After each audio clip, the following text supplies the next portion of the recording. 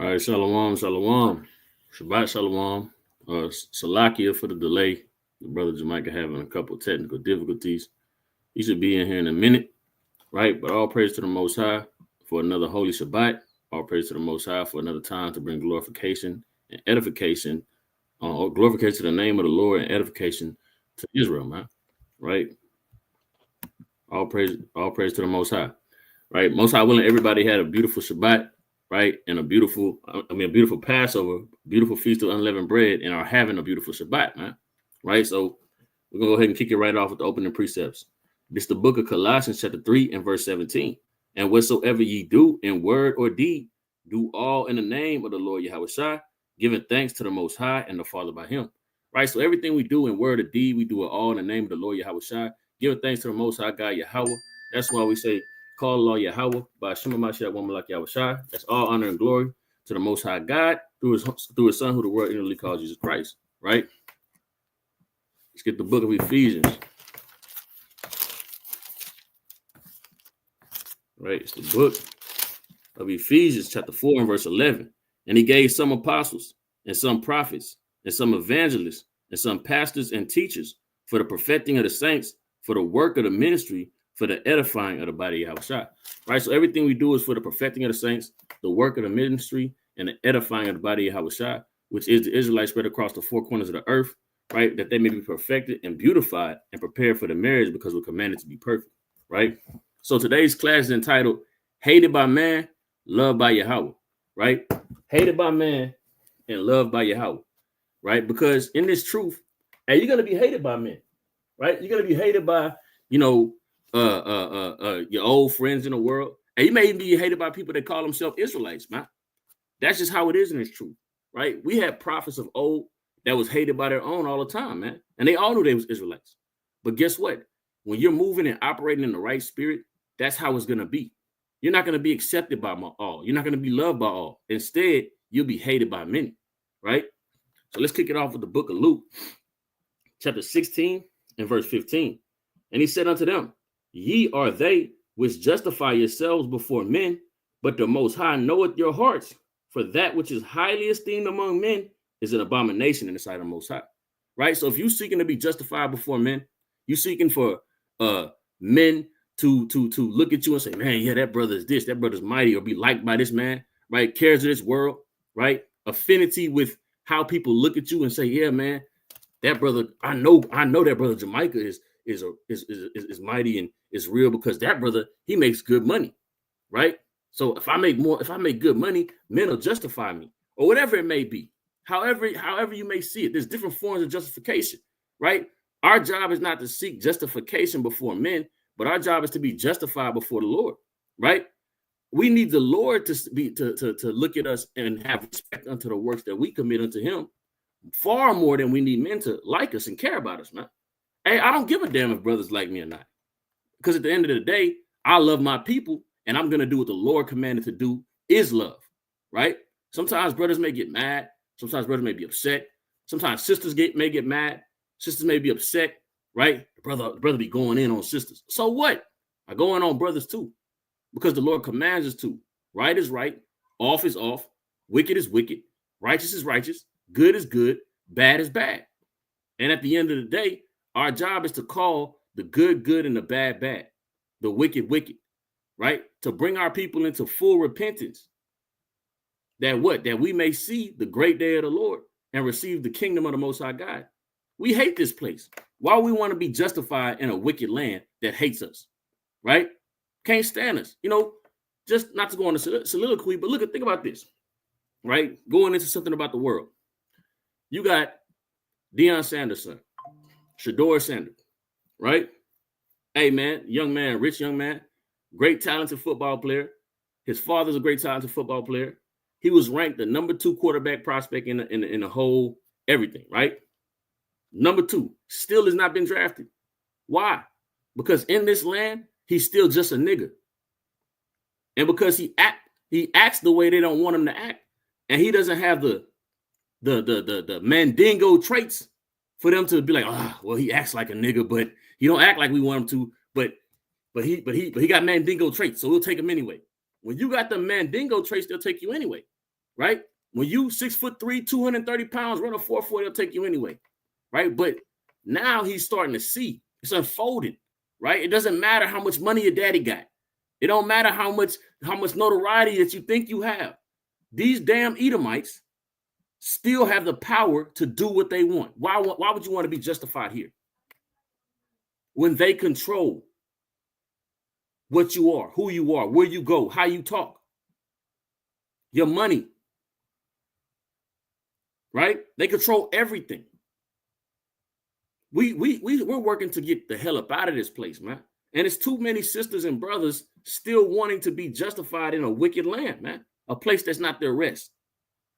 And they can't get over themselves, right? Let's go to another precept. Let's go to Matthew. It's the book of Matthew, the classic. Matthew chapter 5, right, and verse 10. And it says, blessed are they which are persecuted for righteousness' sake, for theirs is the kingdom of heaven, right? Blessed are ye when men shall revile you and persecute you, and shall say all manner of evil against you falsely for my sake, right? Kind of saying all kind of stuff about you. Hey, that brother wicked. Man, that brother this, that, and the third. That brother la, right? Because what? You stand for righteousness. You don't stand for wickedness. You stand for what's right via the Most High God.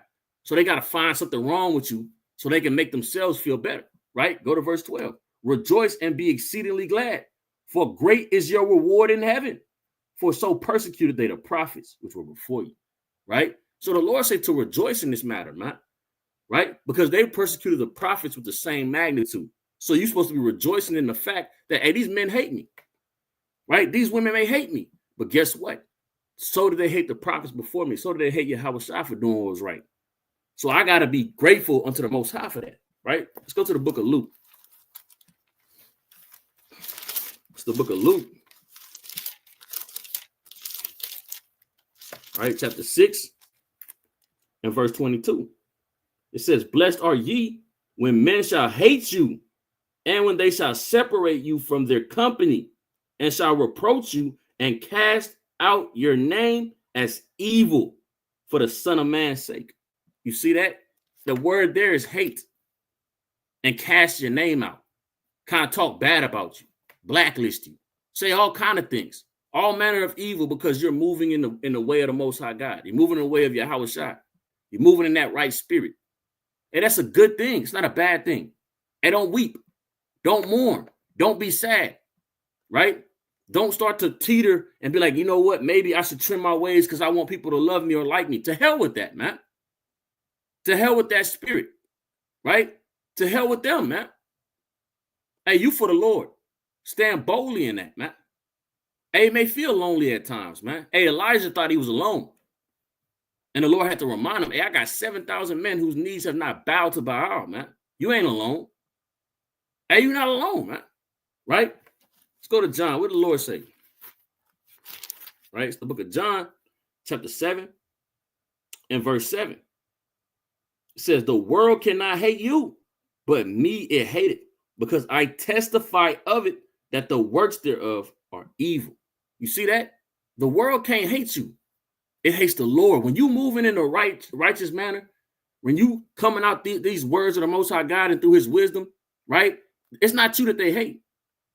They hate the Lord, Yahawah, because he's the one that's speaking about the evil of this place. He's the one that's telling them to depart out of this place, although it may be through your mouth. It's his words. They're despising him and his words. So don't weep about that. Don't mourn about that. Rejoice like the Lord told you to do, because you're doing his works. You're building up those riches in heaven, man. Right? And that's all part of killing off the old man. Right? The old man wants to be respected by these people. The old man wants to be loved by these people. Right? The old man cares what people think. Right? The old man cares what your family thinks. Right? But the new man, the new sister, is supposed to care about what the Lord thinks. You're supposed to know about all the filth you built up while you was walking in the world and be trying to cleanse all that up off of you. We still trying to hold on to this old man personality, old sister personality, thinking that it's going to get us somewhere. It's going to get you nowhere but the lake of fire. All because you're thinking about how other people look at you. how you're going to be perceived by somebody else. You need to worry about how the Lord is perceiving you. You got it, King.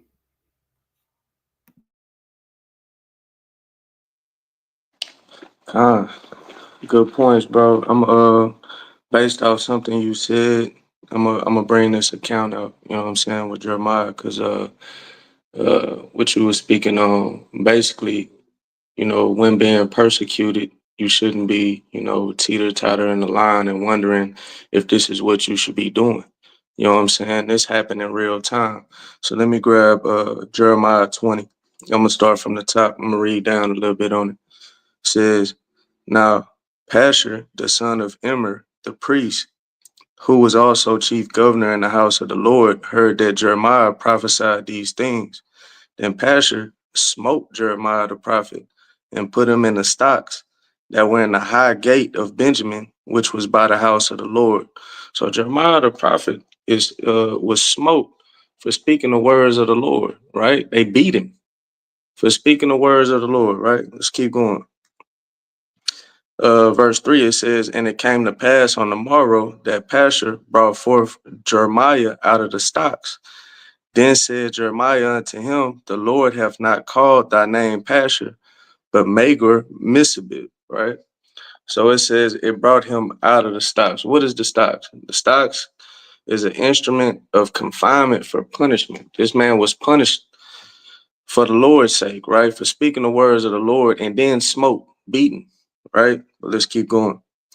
Verse 4, it says, for thus saith the Lord, behold, I will make thee a terror to thyself and to all thy friends, and they shall fall by the sword of their enemies, and thine eyes shall behold it.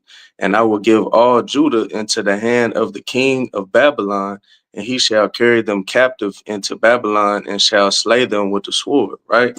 So I'm going to keep going, but as we can see, after all this happened, he's immediately upon his release, right? ATW. He out of there, right? He all the way out. And then immediately upon his release, he right back at it again. You know what I'm saying? Giving them the words of the Lord, which God said, right? So verse 5, that's where I left off. It says, moreover, I will deliver all the strength of this city and all the labors thereof and all the precious things thereof and all the treasures there, Salakia, of the kings of Judah will I give into the hands of their enemies, which shall spoil them and take them and carry them to Babylon. And thou, Pashur, and all that dwell in thine house shall go into captivity, and thou shalt come to Babylon, and there thou shalt die, and shalt be buried there, thou and all thy friends to whom thou hast prophesied lies. All right, so this is where it gets into the part to where Gabar was talking about, right? Because in these instances, sometimes you might have other thoughts, you might waver. You know what I'm saying? The deceiver might try to get into your head and make you think otherwise, like maybe I should just conform. You know what I'm saying? Should I keep going through this, this punishment and affliction? You know what I'm saying? But let's see what it says, verse 7. It says, O Lord, thou hast deceived me, and I was deceived. Thou art stronger than I, and hast prevailed. I am in derision daily. Everyone mocketh me. Because we know that they mock the prophets, right? They mock the prophets. They don't want to hear what the prophets got to say. So verse 8, it says, for since I spake, I cried out, I cried violence and spoil, because the word of the Lord was made a reproach unto me and a derision daily. Then I said, I will not make mention of him. So because of the affliction that steadily was coming up on him, he thinking like, man, maybe I shouldn't even just make mention of the words of the Lord no more. Like, bro, I keep going through it. You know what I'm saying? I'm sure the brother will bring it out. I might bring it out later. Like, with Jeremiah, he was thrown down in a dungeon. You know what I'm saying? They told that man that he should die. You know what I'm saying? We just seen how he was smoked, you know what I'm saying, and cast down in the stocks, right? He was going through it for speaking the words of the Lord. So he's thinking like, man, maybe I shouldn't even make mention of this no more, right? So verse 9 again, then I said, I will not make mention of him, nor speak any more in his name, but his word was in mine heart as a burning fire shut up in my bones. And I was weary with forbearing, and I could not stay. right? So it's like he was utterly compelled. He had these thoughts crossed his mind, but you know that what you're doing for the Lord is right, right? And whatever comes with that comes with that. Let's grab this real quick. Go somewhere else. Classic precepts. Amos 5 and 10, because this ultimately what was going on. It says, they hate him that rebuketh in the gate, and they abhor him that speaketh uprightly. You doing the work of the Lord when you're doing these things. And you don't necessarily have to be somebody on the highways, byways, and hedges. You don't necessarily have to be a prophet. You as a normal, a regular, degular individual that was, brought into this truth, the Lord bestowed his wisdom upon you. And now you going in to be a light amongst all these people in darkness. They don't want to hear nothing that you got to say. They they not trying to hearken, right? And they get uptight when you come around. They don't want to hear none of that. These same people in those days would deliver you up, and believe it or not, it could be anybody, friends, family, whatever the case may be. Might be the pastor at the church. You know what I'm saying? So let me grab one more and I'm pass it, King. It says Matthew 10 and 16. We was just talking about this for another reason though. We was just talking about this earlier this week. This precept says, behold, I send you forth as sheep in the midst of wolves. Be ye therefore wise as serpents and harmless as doves. And again, these wolves, you know what I'm saying? It's not necessarily just all these other heathen nations. It's ultimately everybody that's against the Most High God, that their works show forth, right? So in the midst of these people, we got to be wise as serpents and harmless as doves. Let me keep going. Verse 17, it says, but beware of men, for they will deliver you up to the councils and they will scourge you in their synagogues, right? And again, with Jeremiah, that's what happened. You know what I'm saying? On countless occasions, many prophets, these things happens to where, they hate them. They gonna deliver you up to councils. They gonna, even Yahawah was delivering up to the councils, right? But let's keep going. Verse 18, it says, and ye shall be brought before governors and kings for my sake, for a testimony against them and the Gentiles. But when they deliver you up, take no thought how or what ye shall speak, for it shall be given you in that same hour what ye shall speak. Right? The Lord is going to put the words upon you. You know what I'm saying? You're going to know what to do, what to say in those moments. But the most important thing is to trust in the Lord. Don't pay attention to your mind, which could be fickle, that's going to try to, toss you to and fro in your moments of fear, right? Verse 20 is where I left off. For it is not ye that speak, but the Spirit of your Father which speaketh in you. And the brother shall deliver up the brother to death, and the father the child, and the children shall rise up against their parents and cause them to be put to death. And ye shall be hated of all men for my name's sake, but he that endureth to the end shall be saved. So we got to play the long game in here. We got to have endurance, right? And trust in the Most High God, because you're gonna be hated by all men for the name of the Most High God. But you know what I'm saying?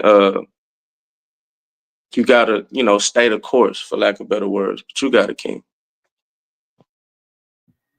Con, let me build on, continue to build on that through the Spirit, right? So, like I said, they hate him that rebuking in the gate, right? And the brother went into Jeremiah. Let's go into.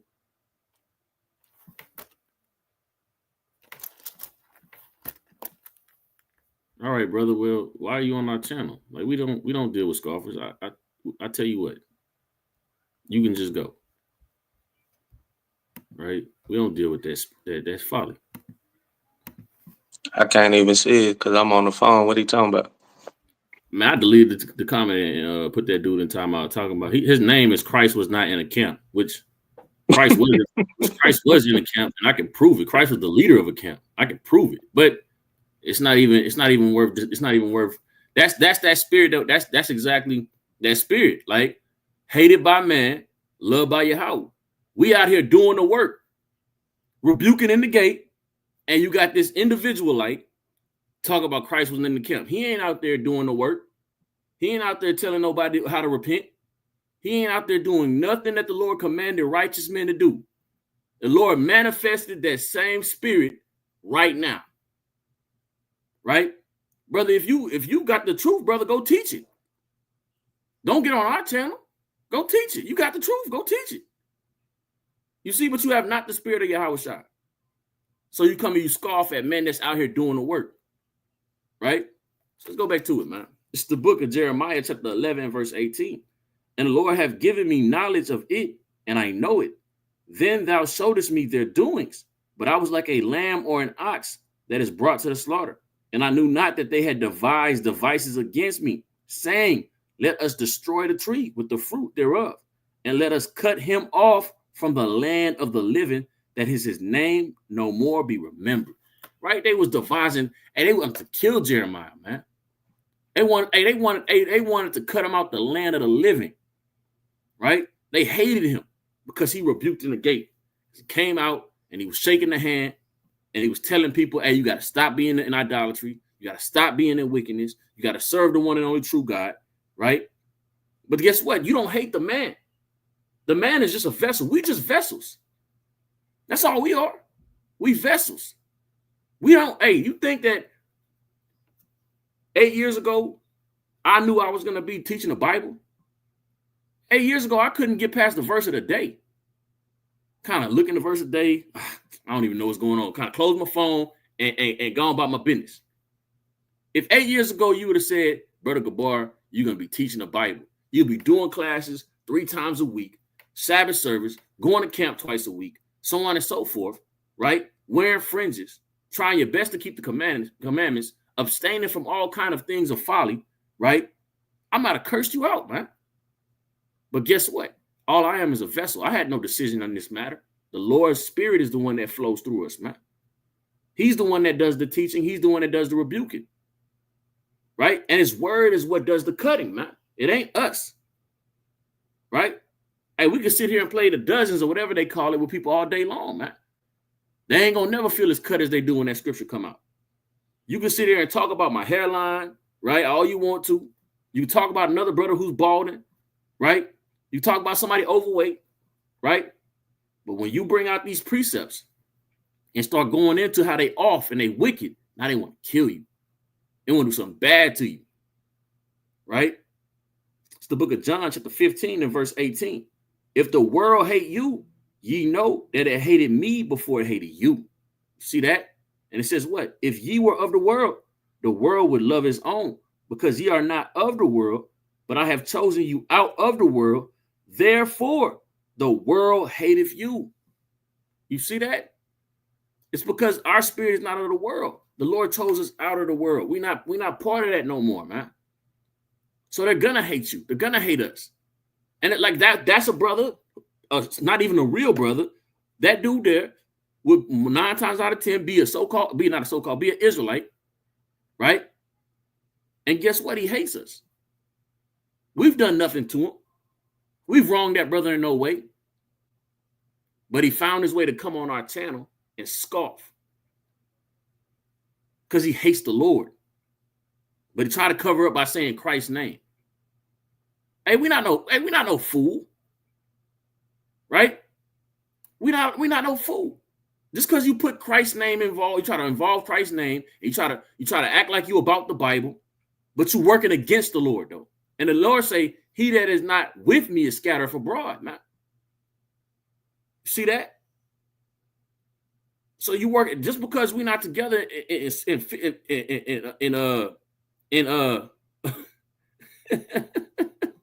bro, go find you something to do. Go find you something to do, dude. Like, we ain't got time. Right? We out here doing the Lord's work. Not a dude talking about who block y'all from the streets? Cowards block. What? Like, yo, we gonna block you because you're not important. You a nobody.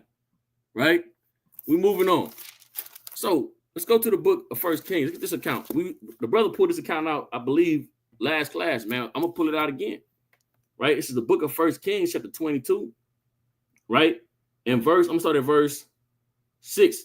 Then the king of Israel gathered the prophets together, about 400 men, and said unto them, shall I go against Ramoth Gilead to battle, or shall I forbear?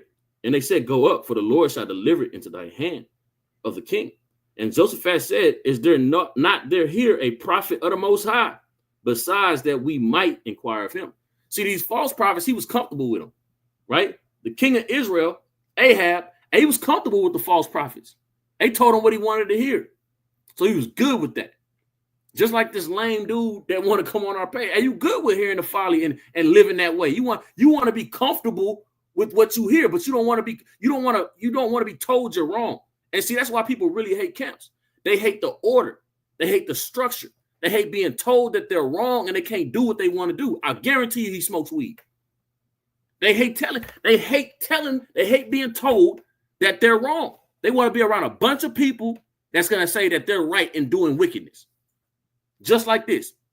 And they called themselves prophets, but they were no prophets. And Jehoshaphat, the king of Judah, knew so. He says, they're not a prophet of the Most High who we can acquire of. And what did he say? Verse 7. And Jehoshaphat said, verse 8. And the king of Israel said unto Jehoshaphat, there is yet one man, Micaiah the son of Imlah, by whom we may inquire of the Most High. But I hate him, for he doeth not prophesy good concerning me, but evil. And Jehoshaphat said, let not the king say so. Say he hate him, because he don't prophesy good concerning him. Right? You see? That's why they hate us. Because we're not telling them sweet words, sweet nothings. But look, but there's something to understand about that. Let's go to the book of Genesis. Right? Why does he not prophesy anything good of you? Why do we not say good and sweet things to you people?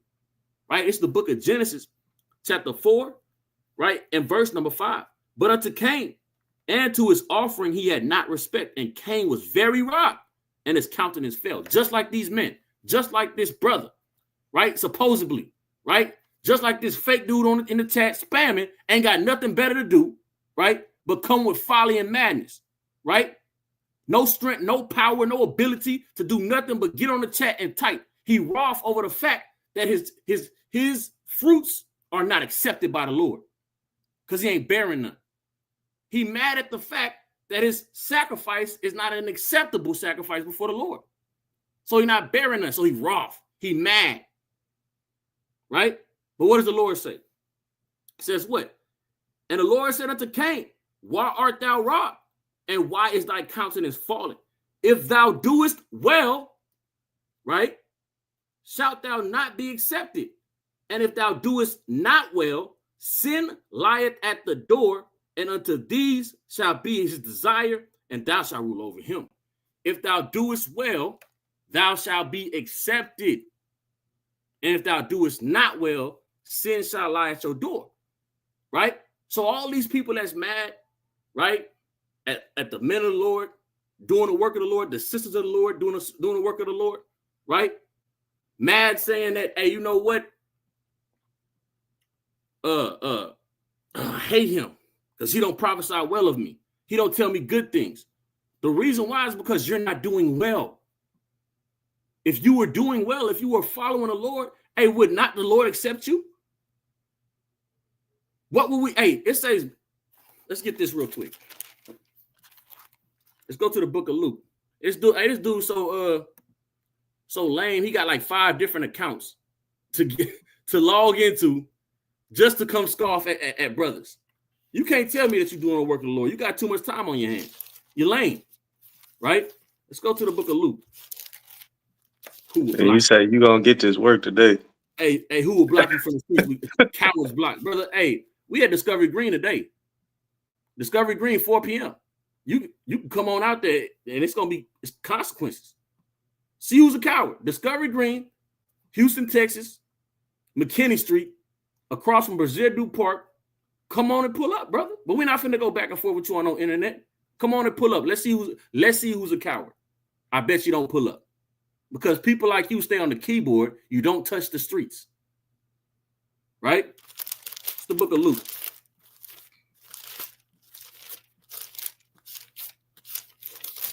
And that's 4 p.m. Central Standard Time.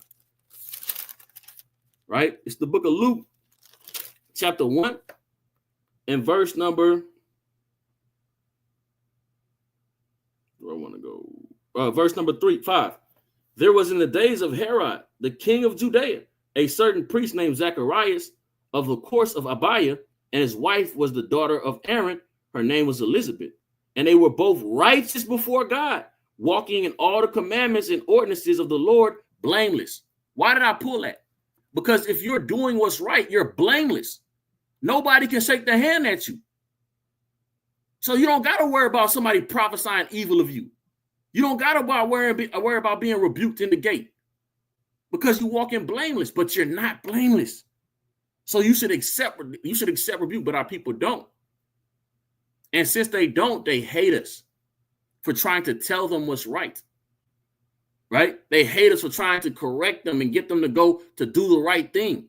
I want to feel good in my sin. I want to feel comfortable in my sin. Don't tell me that I'm wrong for doing what I'm doing. Let me be ignorant in my sin. That's the spirit of our people. And that's fine. They can have that spirit, but you got to know that it's okay for them to hate you. You got to know that you got to continue to do the work and the will of the Most High God, no matter how much they hate you. Right? Let's go to the book of Isaiah, the classic. Right? Isaiah chapter 30. Right? It's the book of Isaiah, chapter 30, and verse 9. This is a rebellious people, lying children, children that will not hear the law of the Lord, which say to the seers, see not, and to the prophets, prophesy not unto us right things, speak unto us smooth things, prophesy deceits. Get you out of the way, turn aside out of the path, cause the Holy One of Israel to cease from before us. Right? So our people, they don't want to hear right things. They want to hear smooth things. Right? And they hate you when you speak right things, man. Right? You got it, King. God, I'm gonna get in there with since I mentioned it earlier, some of them accounts with Jeremiah. But I'm gonna basically show, what I'm saying, if you're doing what the Most High God asks you to do, hey, He ultimately gonna take care of you at the end of the day. You don't have nothing to worry about. You shouldn't be, double thinking, carrying out the words of the Lord, what He put on your spirit, right? So it's Jeremiah 38 from the top.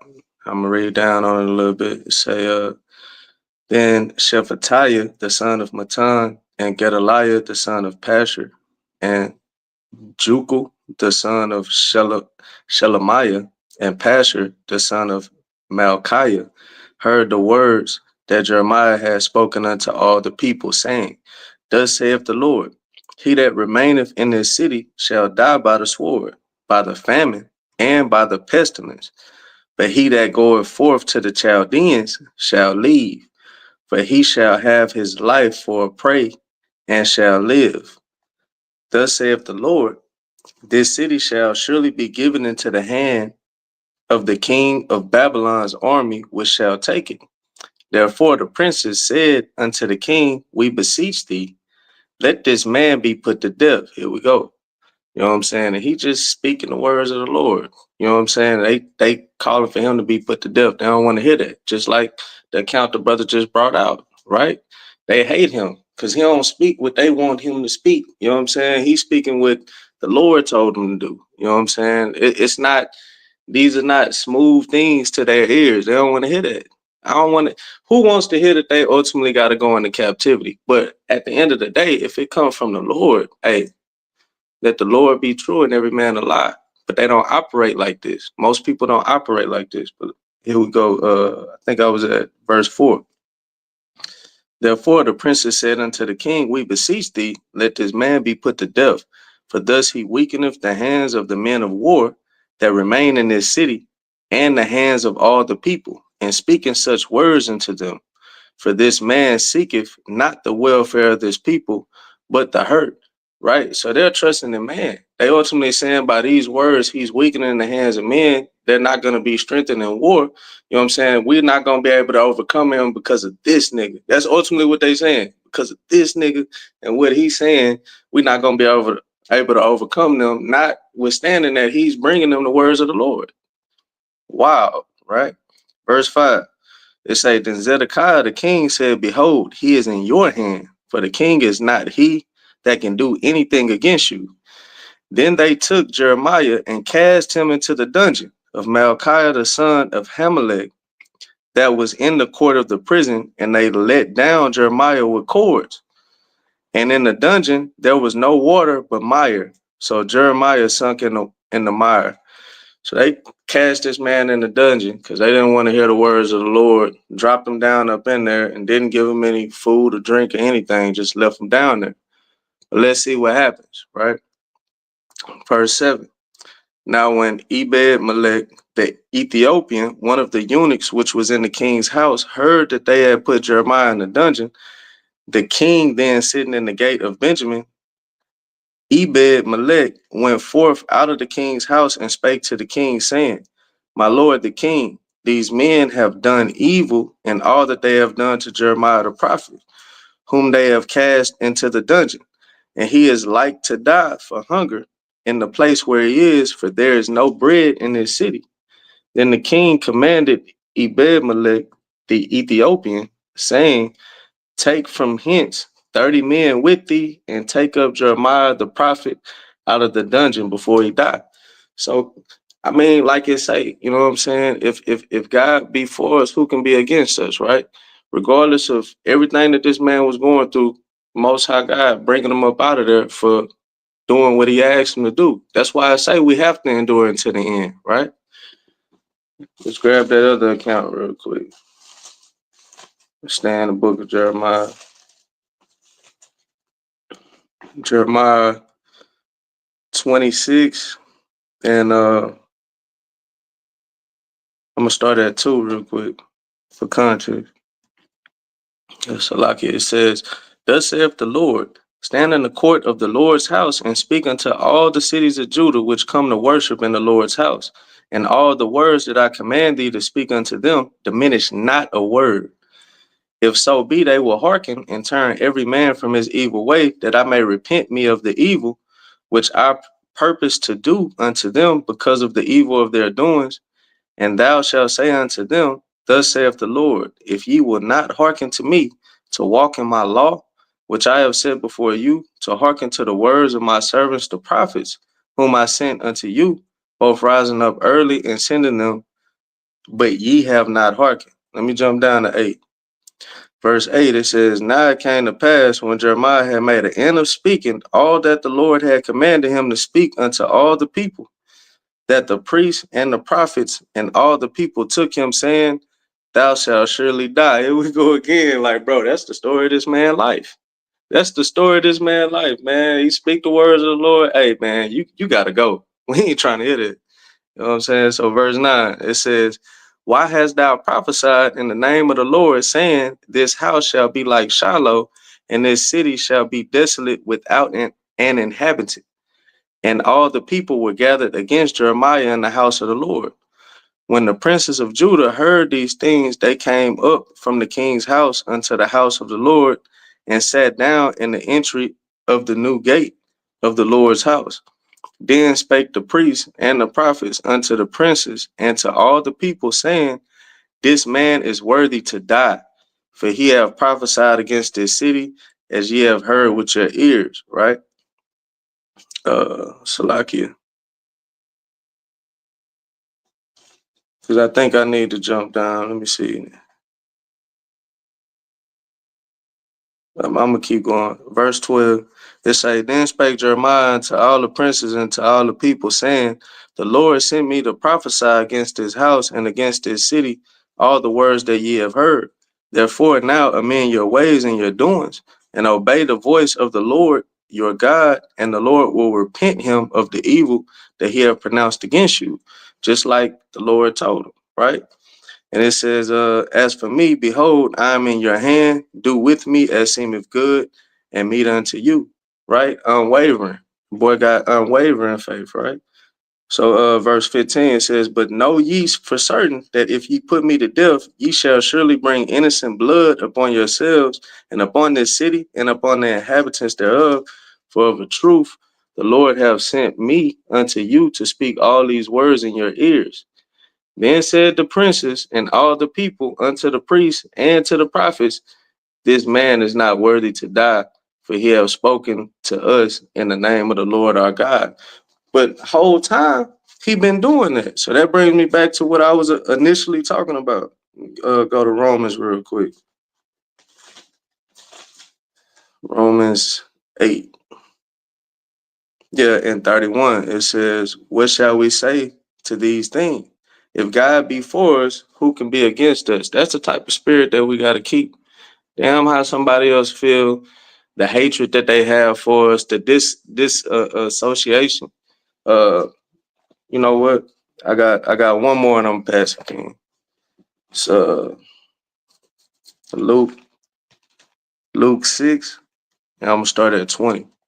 It says, "And he lifted up his eyes on his disciples and said, Blessed be ye poor, for yours is the kingdom of God.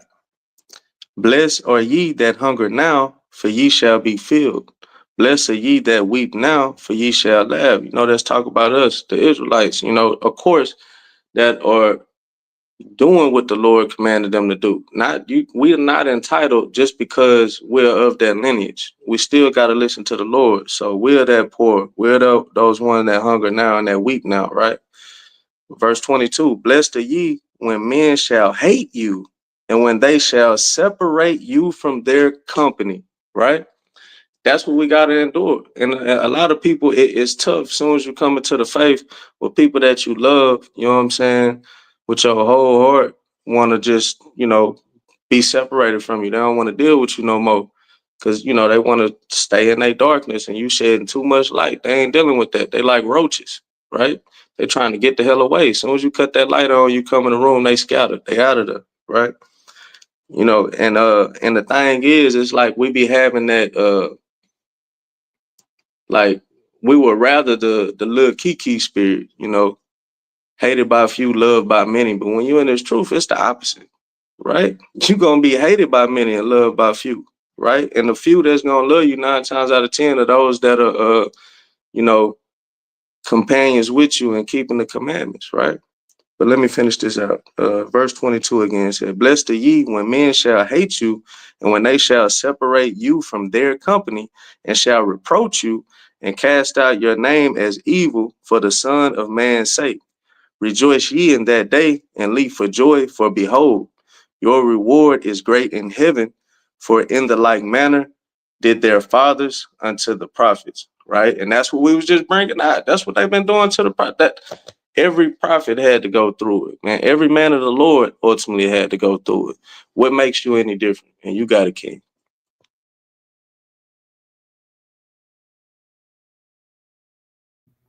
I'm gonna get Yep. this in the book of Wisdom of Solomon, chapter 2. It's the book of Wisdom of Solomon, chapter 2, and verse 1. "For the ungodly said reasoning with themselves, but not aright. Our life is short and tedious, and in death of a man there is no remedy. Neither was there any man known to have returned from the grave." Right? So this is what the ungodly say. Hey, our life is short and tedious, right? And in death of a man, there's no remedy. Everybody's gonna die. Meaning YOLO, right? YOLO. The ungodly carry the YOLO spirit. You only live once. Live it up. That's what it's saying, right? These are the people that hate us. They want to live. They believe they only live once. Hey, it's just you might as well just live it. It's short and tedious. We don't live long. Life is short. Ain't that what they say? Life is short. Live it up, right? So what? Jump to verse 4. "And our name shall be forgotten in time, and no man shall have our works in remembrance. And our life shall pass away as the trace of a cloud, and shall be dispersed as a mist that is driven away in the beams of the sun, and overcome with the heat thereof." See, look, YOLO. Nobody's gonna remember it. Our works ain't gonna be remembered. It's gonna pass away quickly. So just live it up, right? Jump down to verse number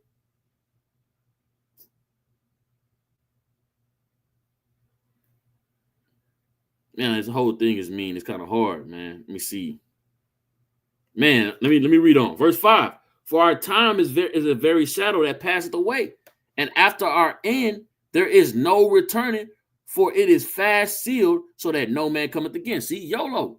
And it says what? Come on, therefore, let us enjoy the good things that are present. Let us speedily use the creatures like as in youth. Let us enjoy the good things of our present. This is literally YOLO. This is literally the YOLO spirit, right? This is what our people are fascinated with. And we are completely contrary to that mindset. And because we are contrary to that mindset and we rebuke that mindset and we rebuke that lifestyle, they hate us. But guess what? It ain't us that they hate because we're not using our own words to rebuke them. We're using the words of the Most High God. So they hate the Most High God and they hate his son Yahawah. So now I'm going to jump down. It's verse 12. It says, therefore let us lie in wait for the righteous, because he is not for our turn, and he is clean contrary to our doings. He upbraided us with our offending the law, and objected to our infamy, the transgression of our education.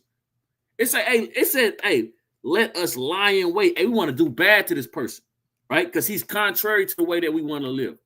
This righteous individual is contrary to the YOLO spirit that we want to have, for the way that we want to live. So we're going to lie in wait. We're going to try to kill him. We want to put him to death, right? So verse 13, he professeth to have the knowledge of God, and he calleth himself the child of the Lord, right? Don't we call ourselves the children of the Most High, right?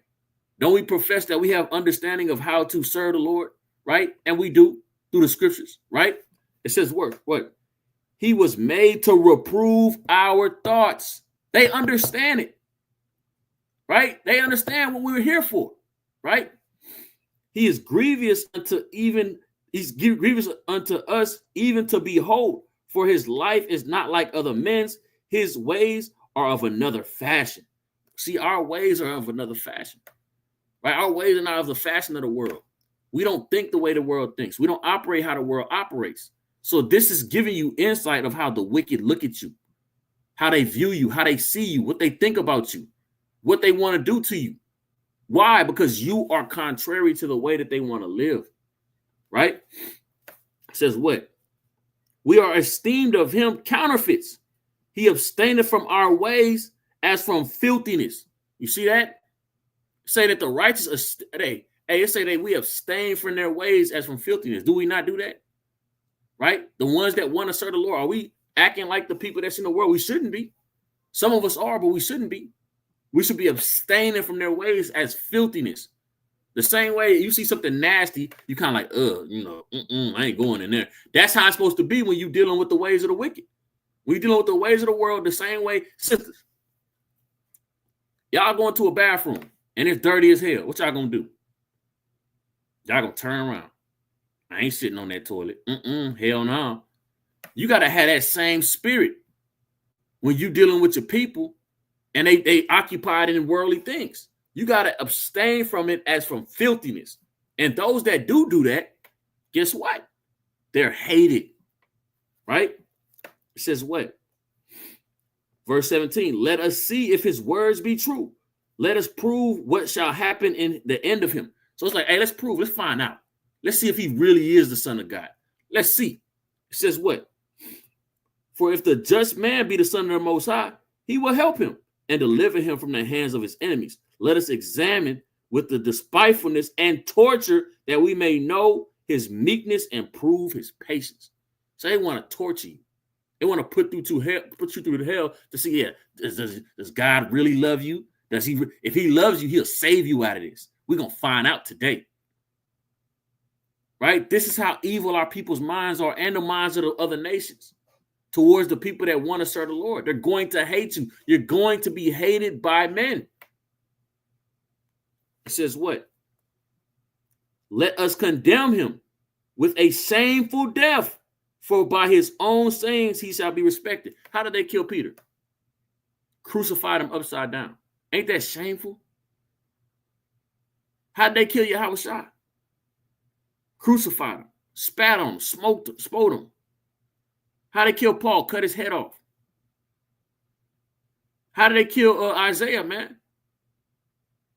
Cut his limbs off and shave his skin. You see that? Reading on. Such things they did imagine and were deceived, for their own wickedness have blinded them. See, our people's wickedness, the wickedness of the other nations, they blind them. They don't understand how deceived they actually are, how wicked they are, right? It says, what? As for the mysteries of the Most High, they knew them not, neither hoped they for the wages of righteousness, nor discerned a reward for the blameless souls. You see that? They don't understand that. So you got to know that. You got to know that you got wages of righteousness coming. You got to know that you have reward coming from the Most High God. And never mind the fact that they hate you.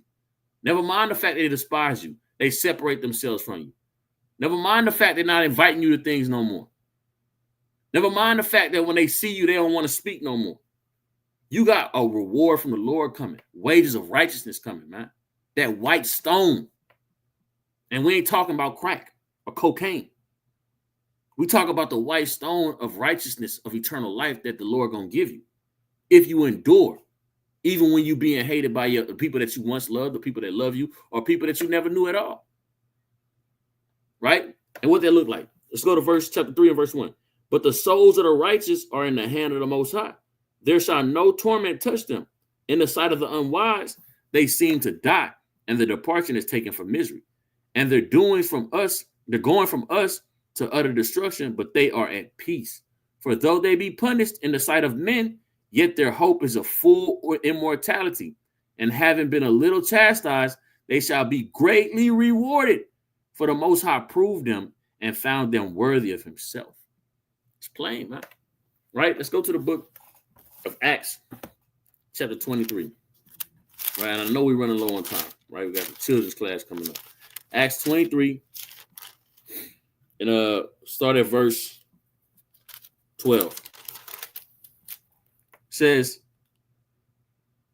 it's the book of Acts 23 and verse 12, and it says, and when it was day, certain of the Jews banded together and bound themselves under a curse, saying that they would neither eat nor drink till they had killed Paul. And they were more than 40 which had made this conspiracy. And they bound them. They hated Paul so much they bound themselves with a curse, saying, "Hey, we ain't gonna eat or drink nothing until he's dead." This how much they hated Paul. That's wicked. That's evil. And all Paul did was teach Yahawah.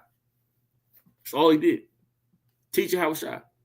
Imagine you, brother. Imagine you, sister. Hey, I don't know nobody that bound themselves with a curse saying they ain't gonna eat till I'm dead. So I ain't been through it yet. And you got brothers who kind of got their head down. They don't talk to me no more. Man, no. Ain't nobody bound themselves with a curse to kill you, man. Think about that. And if they did, hey, it's all praise to the Most High God. Why? Because, hey, the Lord saw fit in the works that you was doing to allow Satan to have people that hate you that much to try to stop the righteous kingdom from coming. Right? Let's go to Acts 25. It's the book of Acts, chapter 25 and verse 5. Let them therefore, said he, which is among you are able to go down with me and accuse this man if there be any wickedness in him. And when they had tarried among them more the 10 days, he went down to Caesarea the next day, sitting in judgment seat, and commanded Paul to be brought. And when he was come, the Jews which came down of Jerusalem stood round about and laid many grievous complaints against Paul, which they could not prove. Now they lying on Paul. They hated him so much they lying on him, conjuring up stories and fictional things to get him killed and judged, like they did Yahawah. Right? It says what? Verse 8. While he answered for himself, neither against the law of the Jews, neither against the temple, nor against Caesar have I offended anything at all. But Festus, willing to do the Jews' pleasure, answered Paul and said, wilt thou go up to Jerusalem and there be judge of these things before me? Then said Paul, I stand at Caesar's judgment seat, where I ought to be judged. To the Jews have I done no wrong, as thou very well knowest, man. Right? So hey, Paul didn't do no wrong. But guess what? They lied on him and they wanted to sit him in, they wanted to judge him for wickedness, man. Because they hated him for rebuking in the gate. They hated him for speaking to Yahawah, for talking righteousness, for living separate. So hey, you're gonna be hated by many. You got it, King. You want to close out? Kind. I'm gonna grab them real quick. John 15:18. If the world hate you, ye know that it hated me before it hated you. If ye were of the world would love his own, but because ye are not of the world, but I have chosen you out of the world, therefore the world hateth you.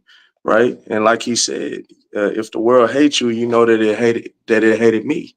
Right? Because we ought to be following the steps of Yahawah and all these people that we brought up that, basically resisted unto death. We have not resisted unto blood. We haven't went through these things that these people have gone through. You know what I'm saying? Our forefathers have gone through. But yet, that's why, but these are examples that we should be able to follow, right? Because I can only imagine trying to go through these things, you know what I'm saying, and still keep the faith, right? But that's that mark we got to press towards. Isaiah 53:3, going into Yahawah, he is despised and rejected of men, a man of sorrows and acquainted with grief, as we hid it as Salakia, and we hid as it were our faces from him. He was despised and we esteemed him not. Right. So that's showing that he was, hated by men. But again, that word despised, like that's just like when somebody says hate. Hate is a strong word. Despise is also a strong word. Like, right, I got it pulled up. It says to dislike intensely, loathed. You know what I'm saying? Like it's a strong pack. Like they did not like him whatsoever, right? You know what I'm saying? And then lastly, the last one I'm gonna get, 1 John 3. And I'm gonna leave it with this. 1 John 3:13. Marvel not, my brethren, if the world hates you, right? So don't even, you know, have these thoughts in your mind or be, worrying about it, you know what I'm saying? Or, going back and forth thinking about what people think. The only thing we need to consider is if the Lord is pleased with us, damn what anybody else think. And that's that on that. So with that, most I willing somebody who's edified will be on a replay. Love y'all. Till next time, have a mighty Shabbat. We'll be at Discovery Green, 4 p.m. right across from Brazier du Park, the restaurant. Shalom.